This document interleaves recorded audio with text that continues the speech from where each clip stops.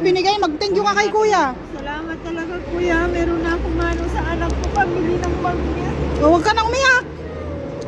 Mga kahabibi, awang-awa ako talaga kikibayan. Di ba? Hindi madali ang mag-abroad. Kaya, bago mag-apply, pag-isipang mabuti, trifle million times, billion times na gusto mo ba talaga yung gawin mo. Kasi pag nasa ibang bansa ka na, hindi ka na makauhong sulong. So hanggat nasa Pinas ka, isiping mabuti. So kawawa si ate, 3 buwan siyang hindi pinasahod, pinauwi siya kaagad.